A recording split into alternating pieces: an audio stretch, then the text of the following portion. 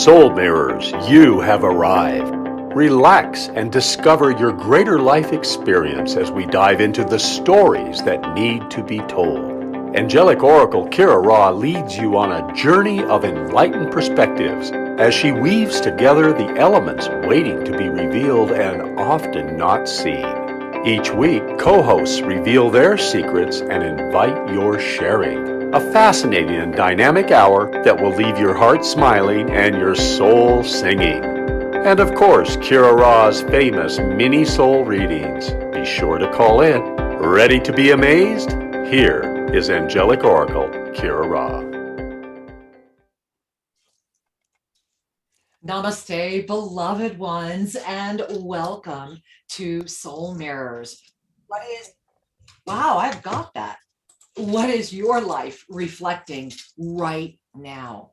In this moment, bring a hand to your heart. In this moment, invite the smile of your breath. In this moment, I'm sharing my sacred space where I spend a lot of my time with my bird, with you. Because in this moment, we are coming together outside of the mind, outside of the ego, outside of that would seek to stop the connection that is ours to claim. This is a moment of great celebration. And in the energy that has been coming forward through me, as I'm seeing you may be experiencing right now, technology and I are having a fascinating dance. Tonight is such a beautiful night. It's very much the champagne, right?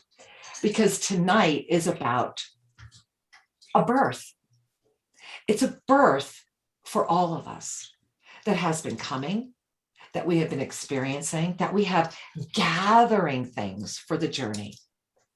It is a moment where each of us is being invited to commit beyond that which would seek to understand the commitment. And I want you to breathe that in, to really commit to that. You know, years ago when Shri and I first started, and we have been out there in the public domain for 20 years now. And I remember when we first started a press release that came out about us. And I remember a line because it was really so well written. And it said, how can we prepare for what we cannot even possibly imagine? And that really got me. It really hit me at my core. And so Shri and I went on this journey and have been on this journey and have been traveling, literally circling the globe, living in all these wonderful countries, weaving together the flow of our divine oneness, calling together as this ultimate sociological blessing, the unified spirit of our singular heart, of our one flow essence beingness. And this journey has been extraordinary and it has been vast. And before I go any further, I want to bring my beloved husband in, a beautiful wisdom teacher, Sri Ram Ka.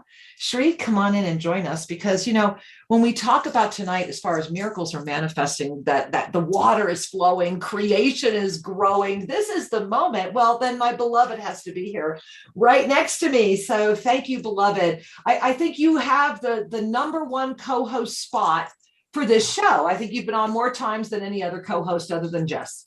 Well, I hope so. Me too. And thank you for being up in our studio and saying, you know, thank you for being here tonight. I'm honored.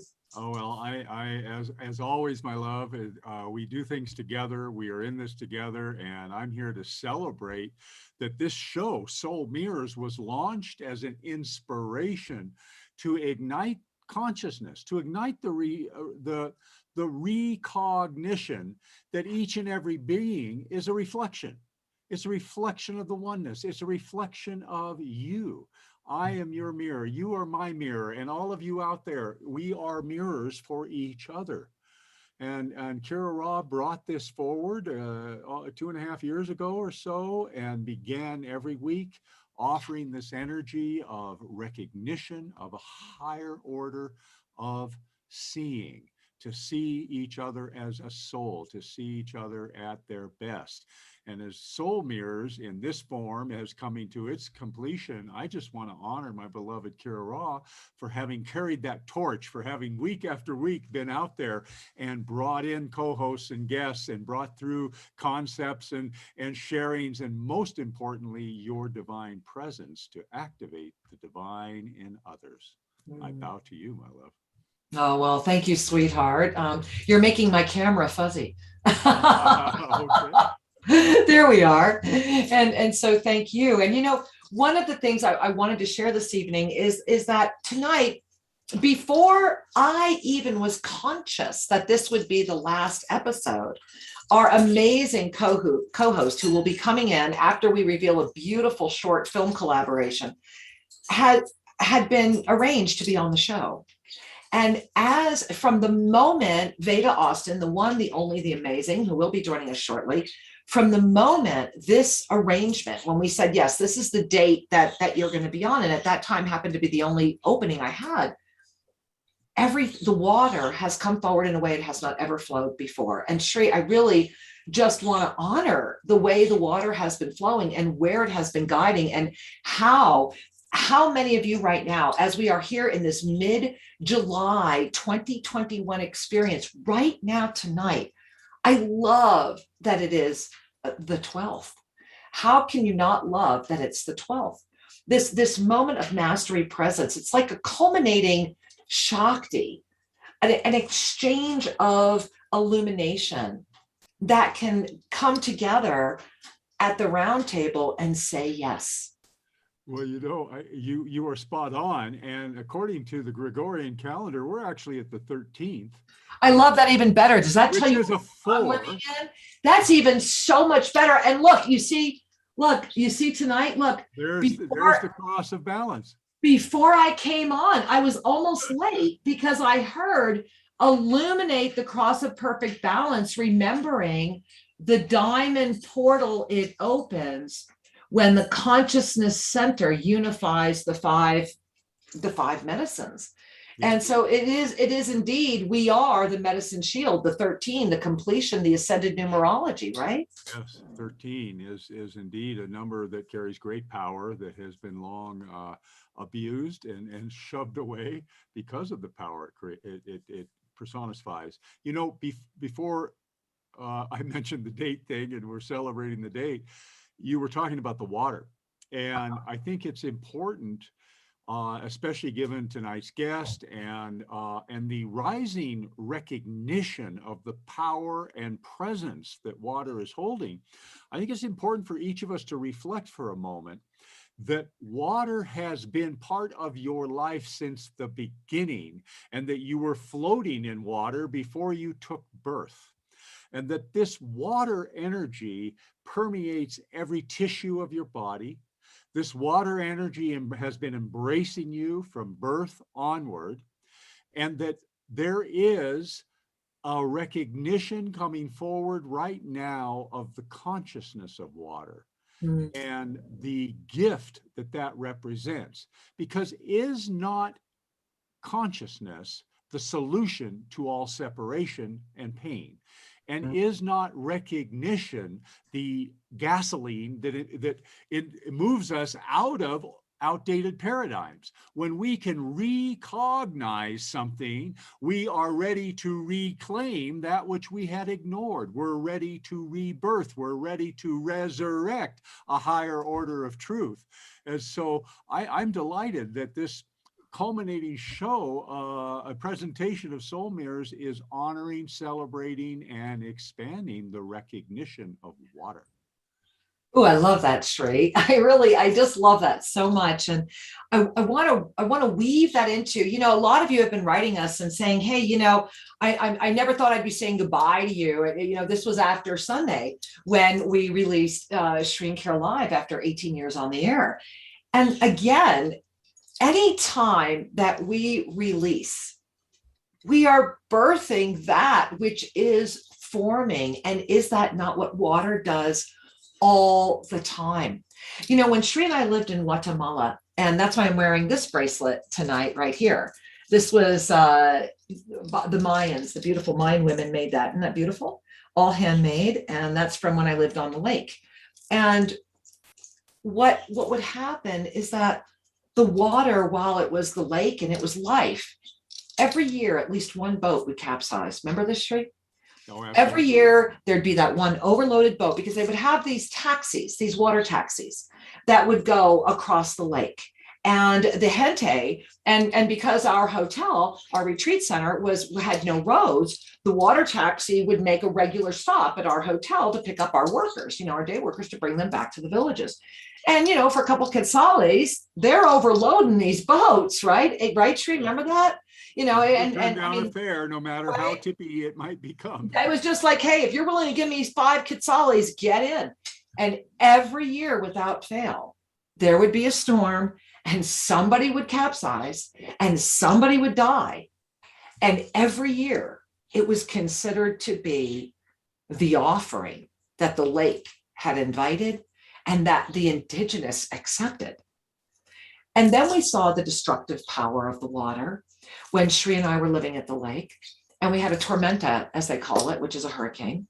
At the same time, a volcano was erupting. Sri and I were driving. We were like, what is this? We thought, like, it's not snowing. I mean, we're literally driving in the middle of a volcanic eruption. Remember that? And right. And so here we are. We have no idea why are people wearing masks. And in that day, though, 22 people we knew died. In virtually an instant. Like in an instant, because of a mudslide from the power of the water and the tragedy and the instantaneous, and it took out the footings of the school. And in that moment, Sri and I launched that aspect of who we are in a way that has never stopped. It was that moment when Sri and I, when the boat, our boat literally became the lifeboat for San Antonio Palopo. We wound up literally working with the president of the country at that time, who was Colom, who was doing extraordinary things with Guatemala. We were there when the government couldn't be. We had friends from Hollywood come down and make a phenomenal documentary. We raised the money, my beloved Sri, because we had extra water systems, because Sri and I were living 100% off grid, still the only 100% off grid eco hotel at the lake. We brought water systems into the community. We were stopping the cholera outbreak. We helped get the school back up and running. We got the library back together. We got, and the reason I'm sharing this with you is, in that moment, we knew who we were and the greater call of the yoga of self-ascension and how we could be of greater service. And that call has come back to us again. And that call is why the shows need to be released in this form, so that we can start to broaden and reach a wider audience, because this is the moment. So Sri, you want to pick up on that? Absolutely. The thing is that human consciousness at its basic level is grounded in what we refer to as the victim triangle, meaning that the polarities of victim, rescuer, and abuser, that those oppositional, seemingly oppositional energies are deep rooted in the paradigm of, quote, mass consciousness, the norm. And so whenever anything happens that is unpleasant, one of the knee-jerk reactions is, who do we blame? And then the next knee-jerk reaction is, I will rescue, I will solve this, which is in part an outreach of compassion, but it's also an outreach of the ego saying, notice how good I am or how competent I might be. So there's a blend at work. The thing about it is that crisis often is an opportunity to lift into a higher expression of love. And that indeed is the opportunity that is before us, because when we look at our shared environment, there is so much going on that you could engage it at the victim level. You could get angry about it and stimulate an activistic response, and then try to rescue. Or you could look at this and say, what is my highest response that offers integrity and love to all participants? Because everything that occurs for one person is an activation, and for another person is a terror. And so how are we with the grand or a tapestry that is before us. And to me, it means bring a hand to your heart, take a breath in, and ask for the guidance. Ask for your highest expression and wisdom to come forward before reacting. Let's be responsive. Oh, there it is. Let your highest activation come forward. And Shreya, it brings me right back to our beautiful co-host, Veda Austin, and to the higher service you and I are being called to shepherd and to hold the vision and the manifestation of. Yes. First and foremost, please, all of you know that Shri and I are not saying goodbye. We are actually saying hello in a way we have just not said hello before. So get ready for that. Yes. And what is happening in this moment is that the call, if you go to shriandkira.com, click on Discover Shri and Kira. And first you'll learn about Shri, then you'll learn about me, but then you learn about us. Read our World Service Declaration. Learn about who we truly are. Learn what the yoga of Self-Ascension can invite you to be. To discover that space of divine neutrality that is empowered with the benevolence of that which calls forward the mastery wisdom outside of the consciousness that is here creating that which we consider to be the challenge. To lift fully into that presence of being without any doubt. So in this moment, miracles are manifesting. In this moment, literally, in the blessing of the concentric dimensionality, in the blessing of all that is here. For those of you that have been watching this show, this incredibly vibrant community, if you are not at Monday Magic, then that's your choice. But I need you to hear that that's where Shri and I are going to be. This is not the last time Shri and I are here. We are there just as we were last night, every single Monday, because what I know in this moment is I can only be that which I am as you are. And that the living embodiment of the yoga of self-ascension is the only reason this body draws breath. And that with every breath, to sustain this body of form, to keep it literally at a frequency where it is able to sustain that which is now fully present, is the only reason I am here. And to let go of any illusion within my own self that would ever stop that from fully presently being. So what I know is true is that I can only be with those who really want to be in that experience with complete love and reverence for those that are not. It's simply self-care. That at this time, the frequency that is being sustained, the moment before us is so beautiful that for my own self-care, what I know is that tonight I wore it all. This is the journey. I mean, I could talk to you about every single thing I'm wearing and why I'm wearing it and why I wanted to come to you from here. I'm even still wearing the final prayer bracelet from Varanasi last time we were there, December 2019. Still on, never has not been removed. And this is a moment where we are this, right? We're the unified presence. So tonight is very precious in a lot of ways, because we're going to talk about water as consciousness, water is the mirror, and water is the rebel element. And Shri, I'm going to let you share a little more, and then we're going to play a little movie to bring in two things. We're going to share this little film with you because it's just part of what we are, and Shri and I announced on Sunday, we are in full manifest presence of bringing forward this documentary, feature film, whatever it's going to look like. But we want to give you just a taste of a little bit of it this evening. And to also share with you that come to Tosa Blue Mountain. Get down here. You want to see us live? We'll be there on Mondays. Monday is 100% Shakti donation. Just show up, right? Be there. Hopefully your heart will donate, but be there every Monday night. That's where we're going to be, with those who want to expand this experience. And then get down here. And of course, if you're in any of our live classes. So Shri, I'm going to let you cue up and cue out, so to speak. And then I'm going to share this amazing film, and we're going to bring one and only Veda. Echo what you have shared. Thank you. It's important for all of us to recognize that life is fluid, and that everything flows and everything moves, and that we, Shri and Kira, are continuing to be present here in this world to interact live with those who want to carry this frequency, and that this shift that's underway is yet to be determined how it's going to look in 6 months from now, or whatever period of time. So I just want to honor my beloved Kira. I want to honor each of you for participating, being part of this.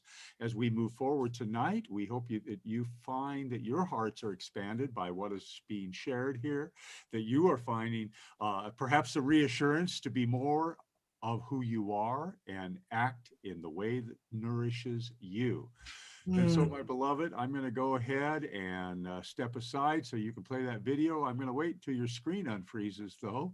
Okay. Oh, there you go. All right. And I offer my love and my gratitude to all of you who are with us at this moment. Thank you, Shri. I love you so much. And I do want to remind all of you, as I'm watching that call board fill up 517-208-1500, the call board is open for questions or sharing. I will not be offering many soul readings this evening. Tonight's about all of us. And so let's take in a deep breath and prepare to meet the water as consciousness, as the mirror, and as the rebel element. And then we're going to meet that rebel element itself, the one and only Veda Austin. All right.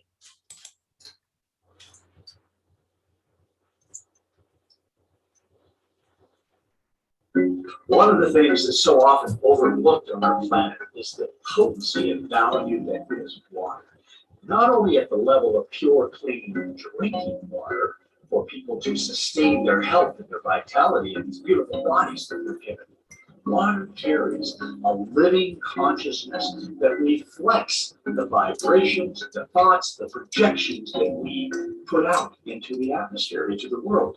So, for example, consider that your body is 80% water. And if you are carrying depressed thoughts, your tissue functioning becomes depressed. And it goes further than that. We can affect the quality of the entire world based upon the thoughts we project and what the water hears and receives.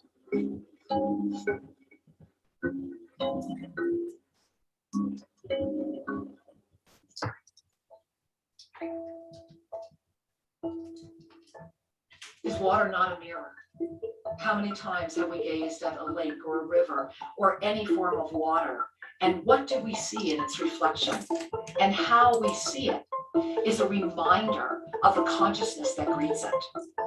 Imagine the beauty of the ignition of the consciousness of water. So, okay, hold on, guys. Your love. I am so sorry. So Shri, would you please turn on your microphone? I understand that you guys did not see my screen share, and yet We did see it. We got your whole screen, and so the video was a little small. Yeah, but that doesn't even make sense. So I'm very sad about that. I'm sorry about that, everyone. So let me just really quick again, click. Okay, I have it. I mean, I don't, share sound, optimize for video clip, share. Tell me what you're seeing now. Your screen is sharing. I don't know about your video. So you're not just seeing the video? I can play it on my end if you like. Oh, no, I don't have your edited version. Okay, well, I'm very disappointed about that. Now it's telling me that Zoom is going to close because it's a non-responsive application. So I think that you guys might lose me. I'll be right back. It's true. There's nothing I can do. It's telling me it's a non-responsive application. Forgive me, everyone. I really am sincerely sorry. Shri, would you please jump in and help the show sound better until I get back? Absolutely. What I'm going to do, go ahead and stop your screen share. I'm going to play the first couple videos for folks while you go away and come back. How's that? All right, everybody, here we go. Hang on one second. I've got to click this forward for you, and we're coming right back with a part of what Kira wanted to share. I'm just going to kick this in, and everybody can see it. Here we go.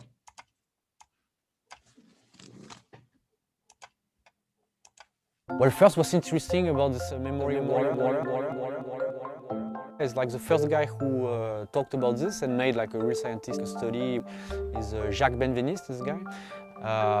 It's crazy what he found, even though he didn't find much back then. It was really the beginning. This guy was a pioneer, you know. Except back then, this guy had no idea what he was doing, you know. That's what's crazy, you know. It was really pure intuition. What he thought is that matter carries an electromagnetic signal, but then they realized later, no, it's the water actually who has this ability to kind of record and contain magnetic fields and frequencies. But then, yeah, he kind of explains homeopathy, and again, you have very scientific experiment that just shows that there is something we measure. There is a whole world there to be discovered, you know.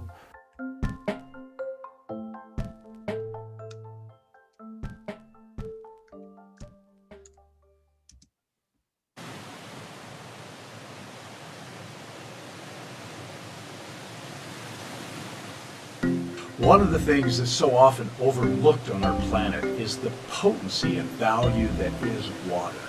Not only at the level of pure, clean drinking water for people to sustain their health and their vitality in these beautiful bodies that we're given.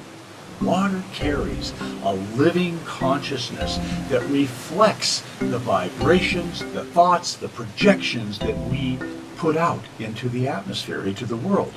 So for example, consider that your body is 80% water, and if you are carrying depressed thoughts, your tissue functioning becomes depressed. And it goes further than that.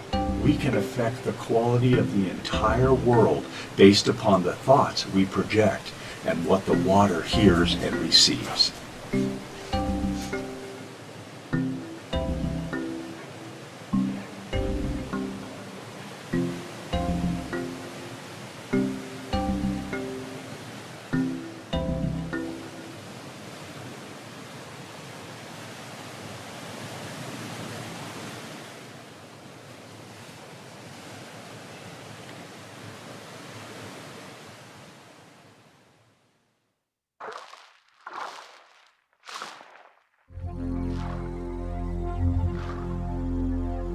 Water is the rebel element. It defies the laws of physics and gravity because it expands when it cools and it can climb up trees. It actually seeded the Earth on meteorites and asteroids, making it an alien substance of which we know barely anything about. But by molecular count, we're 99% of it. So what does this mean for us? Defiant, extraterrestrial, and immortal. Because although water can be polluted, it always transmutes into one of its stages. So essentially, we're looking at this incredibly powerful force of life, this force of energy of which we are. How we consider that is up to us. But I believe that water is worth considering because it is within every life form on this planet. And it's through water that we can truly understand one another if we choose to listen.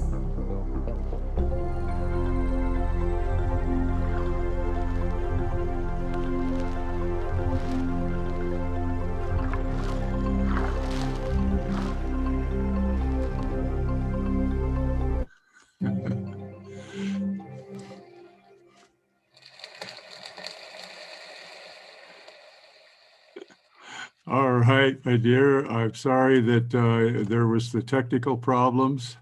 I need to share that I was just sitting here crying really hard. I'm having a hard time going on with the show. I guess that's the other element, is that of tears and adding my tears to this and my sadness that I put extraordinary energy into this show tonight.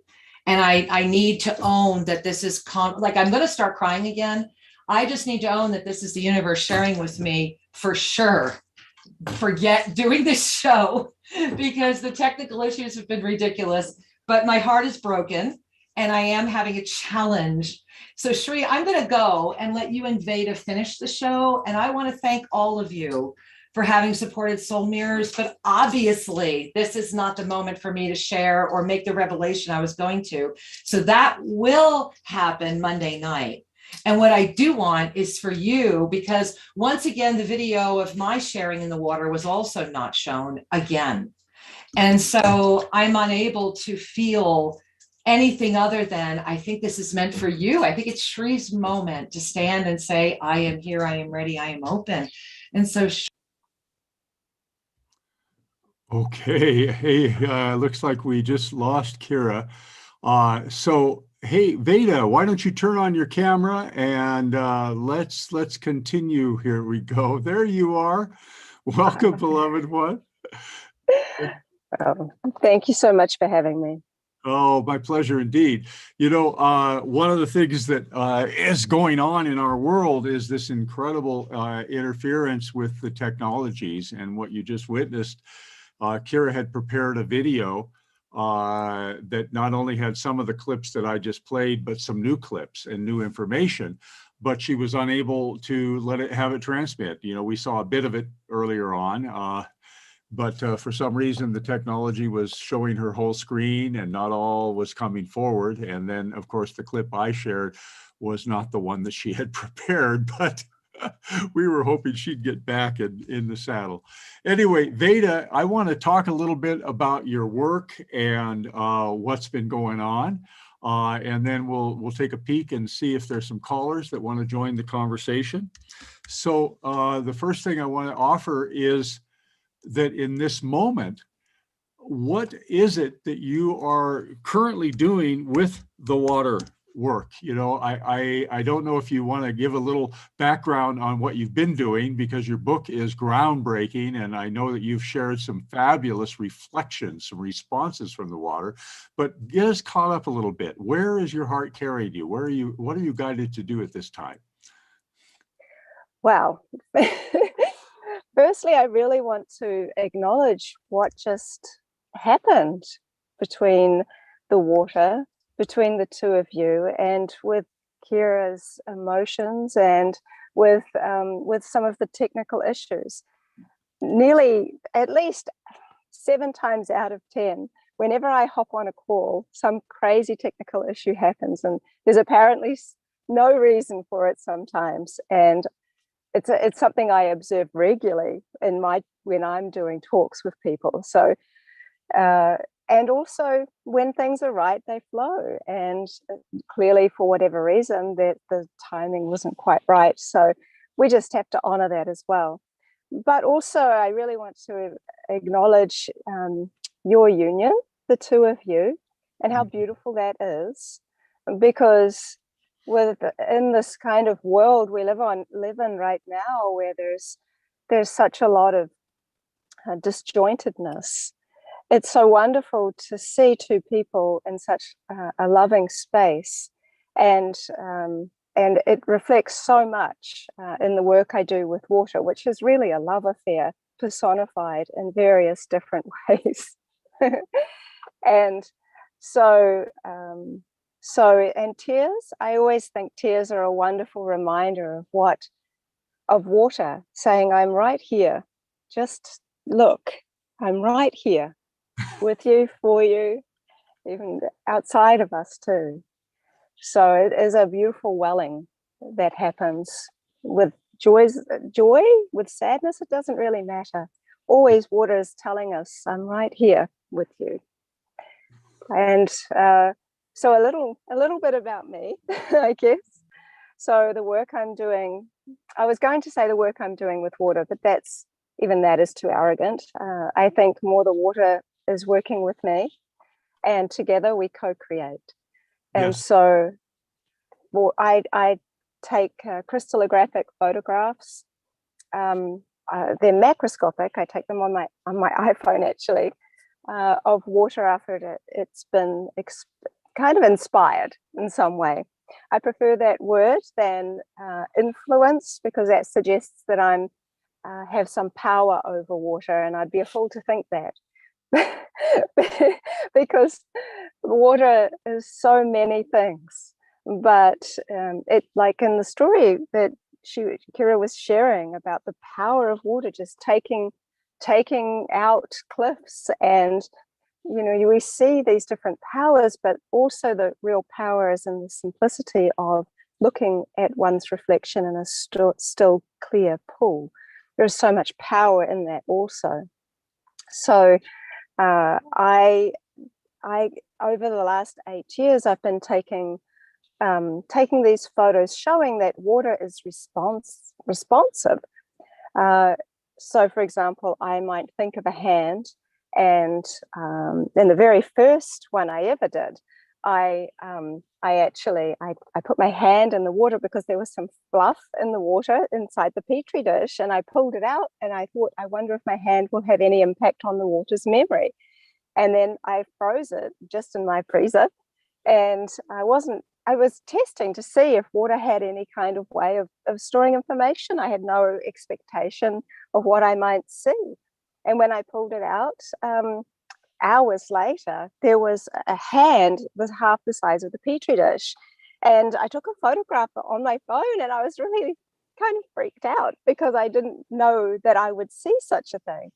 And then I went down to the beach, and I got some seawater, and I got incredible fish with a perfectly round eye and fins and tail. And then my freezer became my most used household appliance, and I just started taking photograph after photograph. But as my relationship with water developed, as well as my understanding of the newer science of water, I started to become more curious about this creation phase, the stage between molecular chaos, which is water that we drink, to molecular order, which is completely frozen ice. There's a stage in between, which I call the space and stage of creation.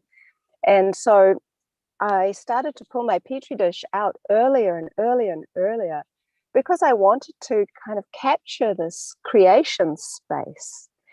And what I learned was that there were two types of water in water. There was the type that was essentially informed, and then the type that was uninformed. And so the water that was informed, that had kind of resonated or grasped the inspiring influence, I suppose I can say that for lack of better words, and adheres to the bottom of the petri dish very quickly, whereas the leftover water stays liquid. So essentially, I started to recognize these two states, and I would remove the liquid and just photograph the crystalline architecture on the petri dish. And what was so interesting is once I started doing that, and so I've fine-tuned this technique now, is that I started to see a much more three-dimensional aspect of what the water wanted to share. And it really was about kind of observing for a long time. For many, many years, I simply sat as the observer. And in that observer space, you see what water likes to do. So when you start to just let water, you just let water do its thing, and hopefully it's not going to get too hot because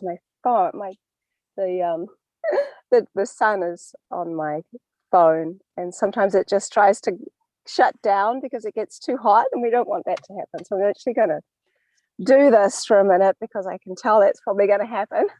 We don't want another technical issue. Well, listen, let me just pause for a second, because I want to recap what I've taken in so far. Is that this whole process that you have been shepherding involves just a very thin layer of water in a petri dish, yes? And that when you put it in the freezer after offering the impression, after offering whatever it is, a photograph or your hand, as you were describing, that the water is solidifying from the bottom up, and that initial form, that initial concretation carries a message, carries an impression. And that on top of that is the liquid potentiality of another message or another moment, perhaps.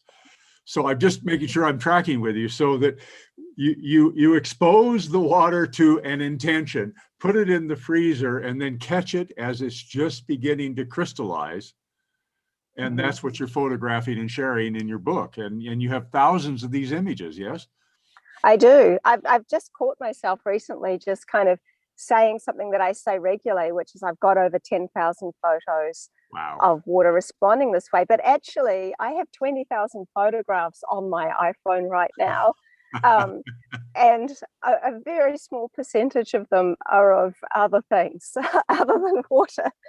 So I've well gone past that 10,000 number. It's because I do it every day. Every day, water and I are doing something fun together or something important together. And so your synopsis, I suppose, of how I'm doing this was perfect. That's exactly right. And what I had started to observe was that actually it's not just caught in creation. It seems to be caught at exactly the right moment. Sometimes I'll leave it a little too long. And what I'll observe is that there's a thin layer on top, which has a design, and then there's another underneath, and you can just crack it actually to see these two designs, and they're very different.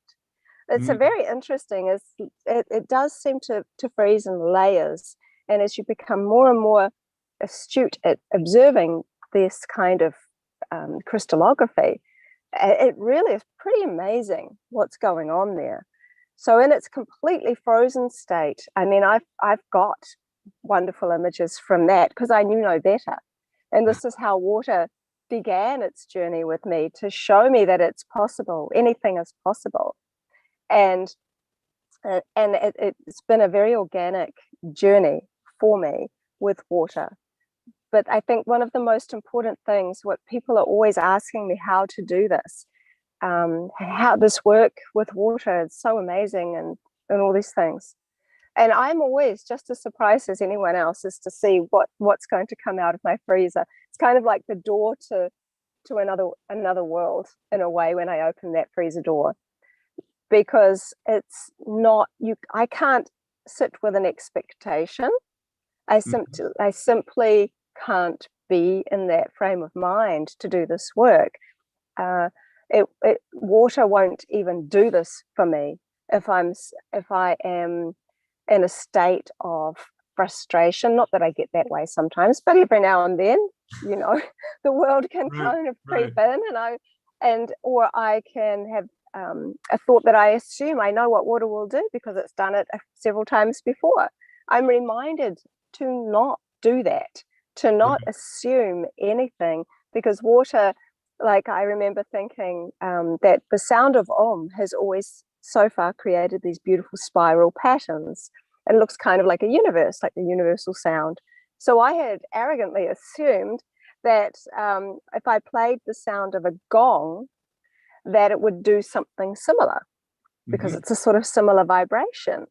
But water just laughed at me and designed in the ice a gong with a mallet on top. So I'm like, Well, I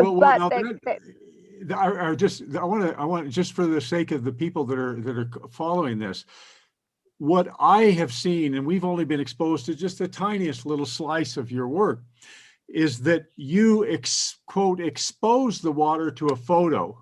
Is that right? Or in your earliest experiment, your hand touched it, and then in the frozen image was a hand.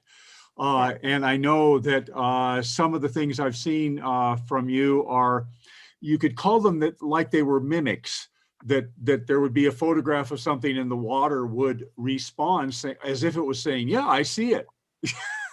Yeah. It's like the, but what happened very recently with the images, the energy of the images that Kira sent to you, that the response was not a mimic. The response was as if it was a conversation. I feel what you have sent, and here's my response. And that to me opens up an entirely new doorway of conscious mirroring and being with. In the case of the water, would you speak to that a bit? Mm-hmm. Well, I mean, Kira really understood.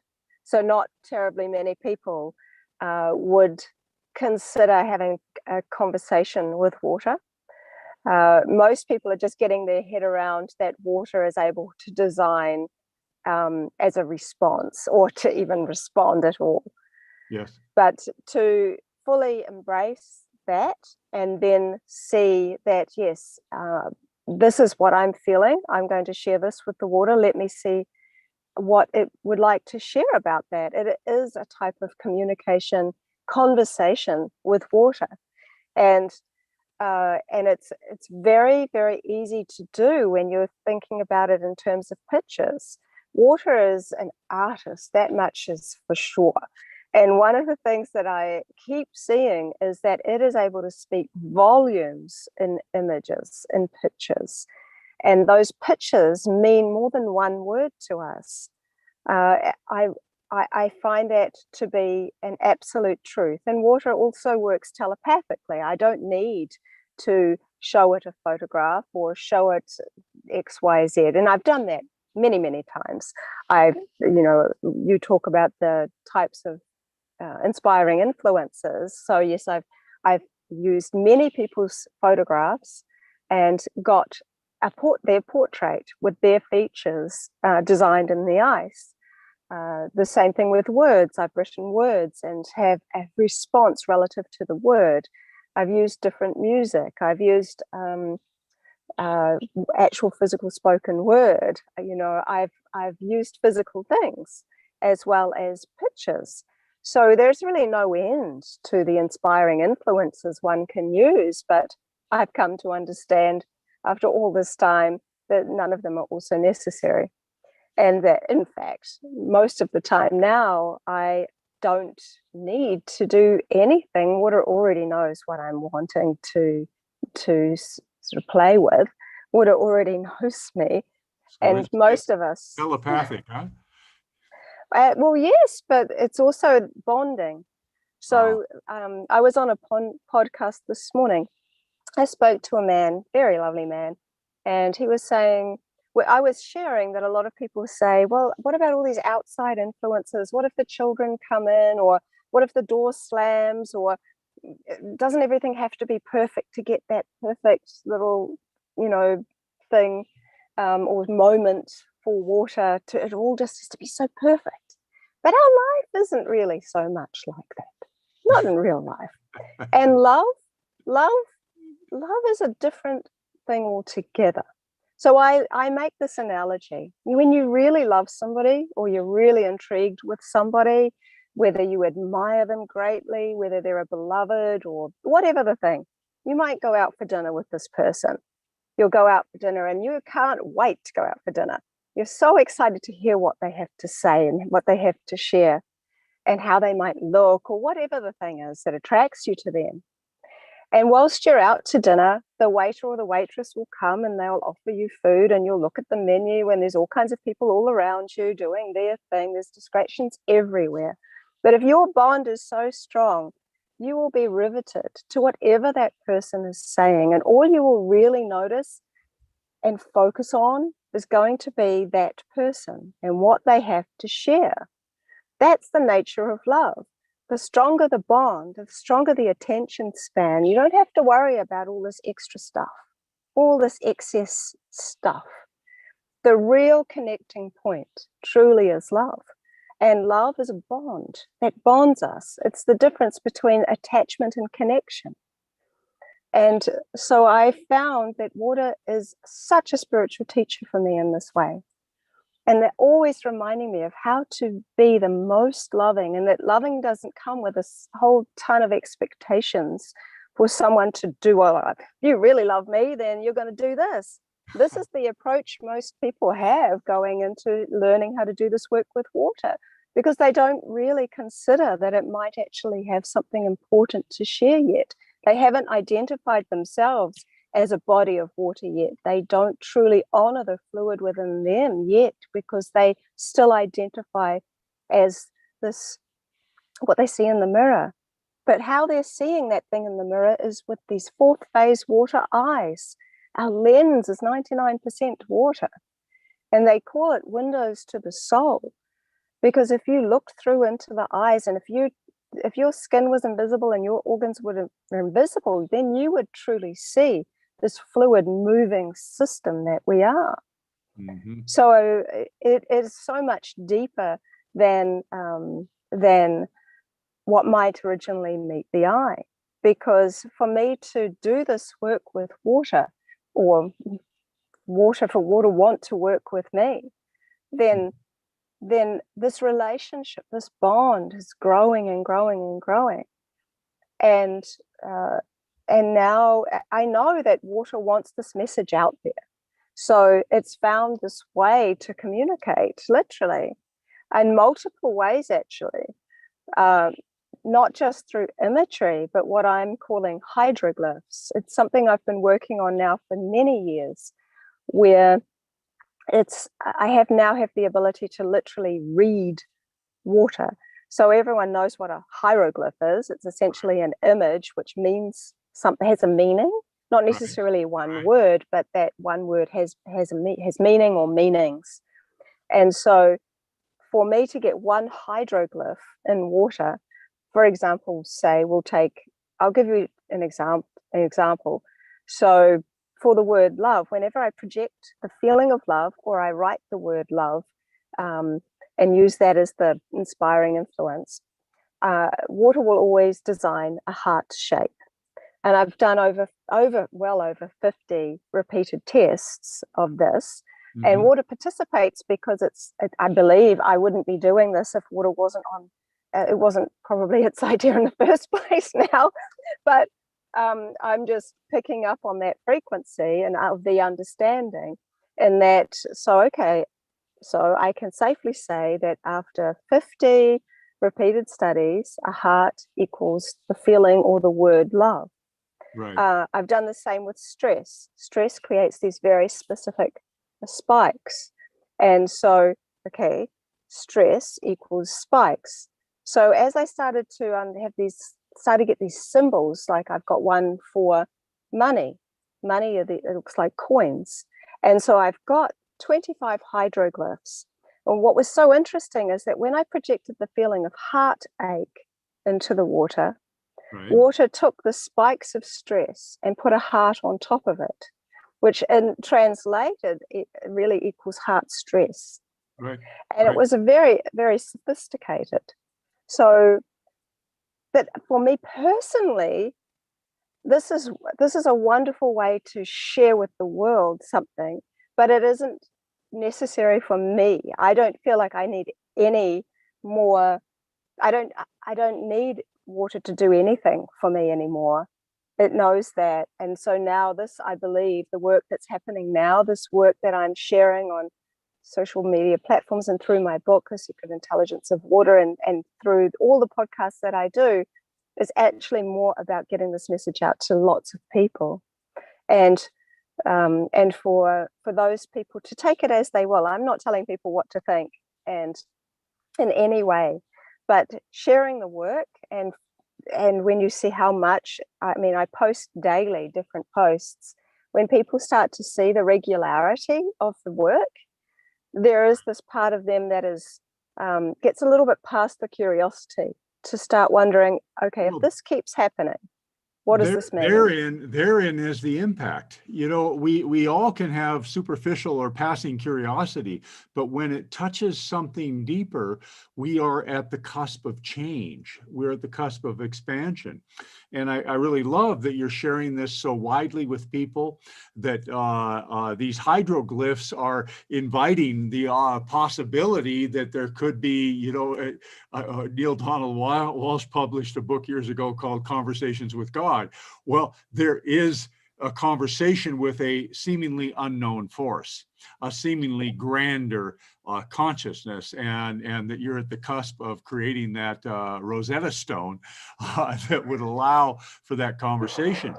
And as we are conversing, coming up on the end of our time on the live broadcast, I want to invite you, please share with people where they can find these podcasts and your website. Let's get it out there right now. Sure. It's pretty basic. My website's just my name, VedaAustin.com. And my Instagram handle is VedaAustin_water. And on Facebook, it's Veda Austin @waterresearcher. Beautiful. And yeah, and people that want to learn my technique, they can get it off my website. And also my book is called The Secret Intelligence of Water. You can get it on Amazon or various likely places like that. Absolutely. Well, the one thing I want to underscore for everyone that's tuned in is this is leading edge work. This is the cusp of recognizing the interconnectedness, that we live in a universe that is reflecting back consciousness, and that water perhaps is the seed element, the seed initiator of everything on this planet.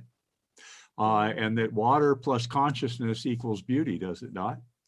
It sure does.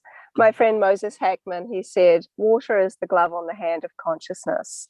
I think that's quite beautiful. Beautiful indeed. Well, Veda, I want to say to everybody, VedaAustin.com, thank you for your generous sharing of your time. I appreciate you being here. We're going to say goodbye to all of you now. And as we say goodbye, I just want to honor that we are closing out Soul Mirrors right now. And look at that, magically music started coming in. And that we thank you for your support. We thank you all for your love. Veda, I thank you for your beautiful presence and your continued discipline, meaning your inspiration to keep on going, to keep revealing this. You're helping us all broaden our sense of loving belongingness. And I respect and appreciate that. So, beloved ones, for now, we say goodbye to you, and may you take a breath, trust, and know that all is truly well.